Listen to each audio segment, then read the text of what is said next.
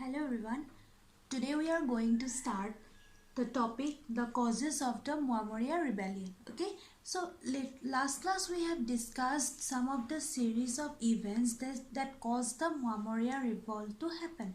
So the Muammaria rebellion to happen. Okay, so here we will discuss the particular important major causes which led to the rebellion. The first is the changes in the policy of the Ahoms, religious policy of the Ahoms. What kind of change were done in the religious policy of the Ahoms? First of all, let us know what was the religion of the Ahoms. The religion of the Ahoms initially, first when they started ruling, their worshipping deity was Somdev. Okay,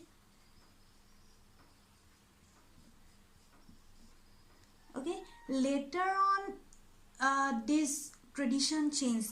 It was a tribal god of the Ahoms. Okay, the tradition later on changed. First of all, the during the time of Jayadhar Singha, you can see the Ahoms were accepting the Bhagavati religion, that is Neo-Vaishnavite religion. Jayadhar Singha made his own preceptor Niranjan Dev of Auniyati Satra, okay, his religious preceptor.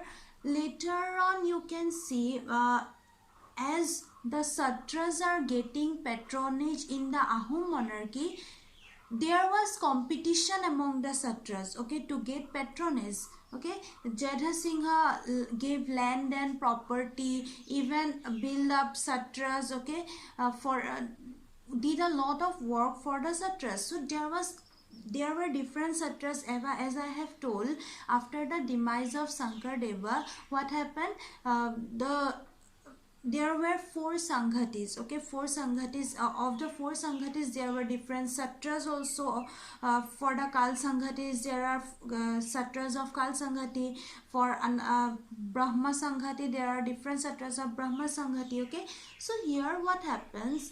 Among different Sanghatis, among different groups, there was a competition among them to get patronage in the royal place, to get royal patronage. Okay, so as a result, what happens, you will see that during the time of Godadhar Singha, okay, Godadhar Singha found that giving so much of patronage and giving so much of respect or power to the Satras would not be appropriate. So what he thought that these Satras should be dominated. Okay, these Satras or Satra institutions should be dominated.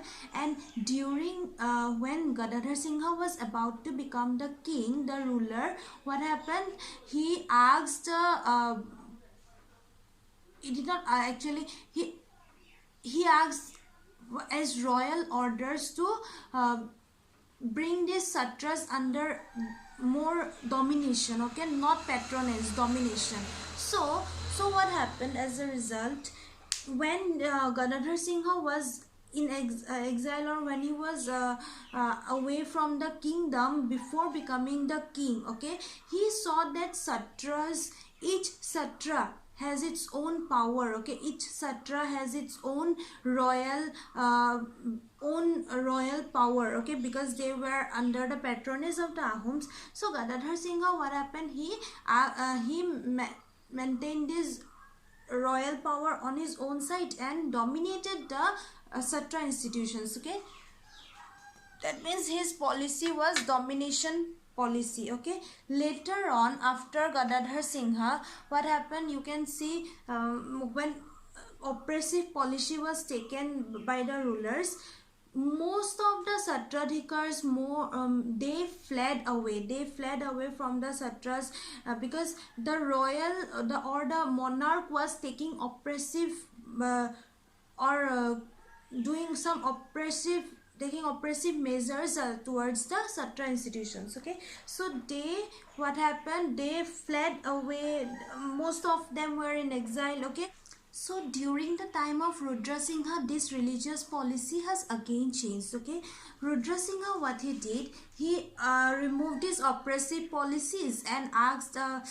He has taken some another measures. Okay, you can see the measure of divide and rule. Okay, so what happens, Rudra Singha, he brought back all the Satradhikas who fled or who were in exile. He brought the Satradhikas to his place and he established them in Majuli. Okay, he even took the Bhagavati religion or Neo Vaishnava, accepted the Neo Vaishnava religion. Okay, and his religious preceptor was Keshav Dev. Okay, religious preceptor was Keshav Dev, and he built satras and he established these Satradhikas in Majuli. Okay, so you can see here the Brahmanical, those who were Brahmanical Satras, okay, Brahmanical Satras, those were gaining more patronage under Rudra Singha.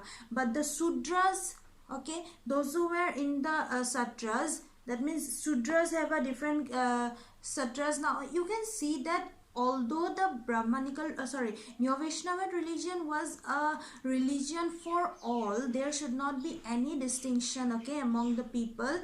But later on, what happened? We the people make distinctions, okay. The original religion is not like that, but the people make distinctions and they have created own different groups, okay, different groups according to their caste. This caste system always somehow works in by every process. Somehow the caste system creeps into every measure or every activities of the society. Understood? So what happened? Rudra Singha's policy or patronage towards the Brahmanical Kshatras, it has taken a different turn. Okay, there was a jealousy among the Sudras, and all of them were trying to get patronage from the ruler. Okay, there was jealousy among the Sudras and whom? Brahmanical Kshatriyas. So this difference, okay, among the Brahmanical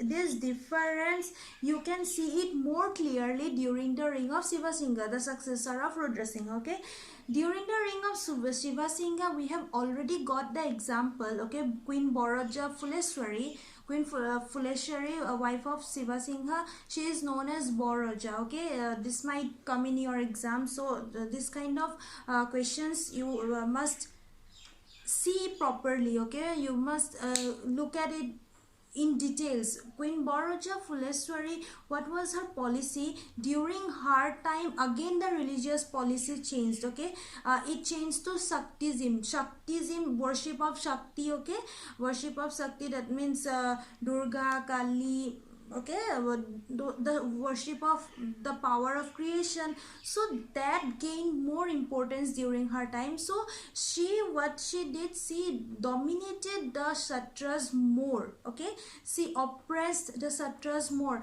Even the Satradhikas, as we have got earlier, Satradhikas were compelled to wear the tilak of sacrificed blood of animals. Okay, so this was some insult or this kind of oppression by the king because of the religious policies of the rulers. It has taken a different turn, and the Satra institutions or the Satradhikas, they, in order to take revenge, started the Muammaria rebellion. And another cause we will see, the economic socio-economic cause. Okay, what were the socio-economic cause?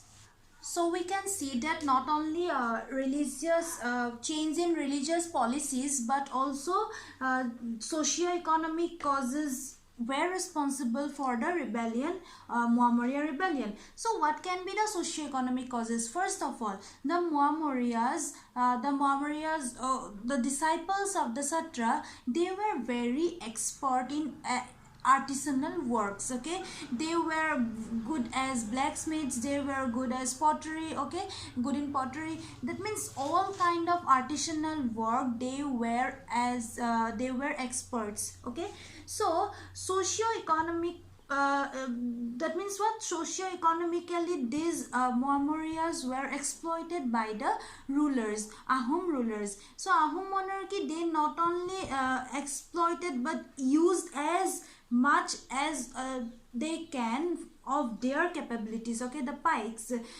through the pike system. So through the pike system, what we can see, the pike system, okay, it was like from 15 to the age of 50. Okay, what is the pike system? That this is the economic cause, you can see. Okay, 15 to the age of 50, every citizen living in the Ahom kingdom was a pike. Pike means what? It was a compulsory manual labor towards the kingdom. Understood? So those pikes were organized into a god comprised of 4 pikes. So what was the system? These 4 pikes, in a year they have to serve like one pike have to serve 3 months. Then in rotation they have to, from one god, okay, from one god they have to serve in rotation. Suppose we 4 people are in a god, we have to serve the classroom in rotation. 3 months I will serve from my god, that means our god, the another one of our god will serve another 3 months, in this way. Okay, 4 pikes is called one god. Okay, so what happened, another system was introduced by Rajeshwar Singha. Another system was introduced where the number of pikes in members in one god was reduced to 3. So what happens? As a result, instead of 3 months in a year, their serving year has increased. That means they have to now serve 4 months. Okay, each got 4 months. So from my working month, I have got a month increased. Okay, 1 extra month I have to work. So this has created a kind of exploitation of the Muammarias, because they were the only people who were expert in these artisanal works, or they were good they have given good service to the kingdom. So their service has been exploited in this way. So got a god of 3 members. Now they have to serve 1 extra month, 3 plus 1 extra month, okay, in a year. So this was not acceptable by the Muammarias. So another cause was that the pikes, they were divided into 2 categories. Okay, one is chamua pike, another is kari pike. So what was that chamua pike? If they paid land tax, okay, they were exempted from their duties. That means they don't have to serve if they pay their tax. Okay, so but in case of kari pike, this was not applicable. So what happens? The kari pikes, those who were categorized under kari pike, their duties or service has increased now, because the number of chamua pike has been increasing. They pay the tax and they don't prefer to work. Okay, now so the number of chamua pike is increasing. Those number of kari pike, the service will increase now. That means they have more pressure now. So this was another reason. And again,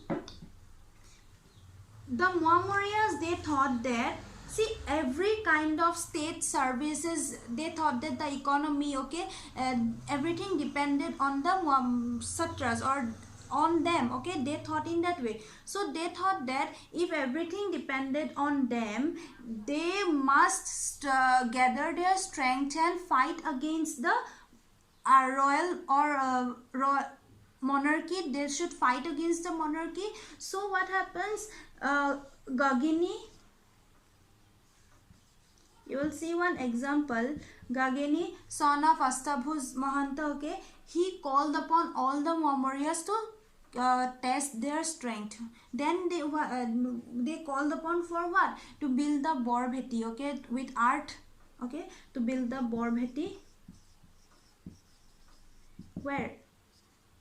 In Malopothar, Jorhat, okay, Borbheti. So the building of Borbheti was a signal or a sign of their strength and the starting of the rebellion. So you can see how these Muammaria Mahantas were exploited in this manner, or how this oppressed based on religious policies, they were oppressed, okay. So there was no tolerance at one point of time. We can see that there was no religious tolerance by the king, by the rulers, okay. Many reasons led to the Muammaria rebellion. So I think it is clear up to here. If you have any doubt, you can ask me in the doubt clearance class. Thank you so much.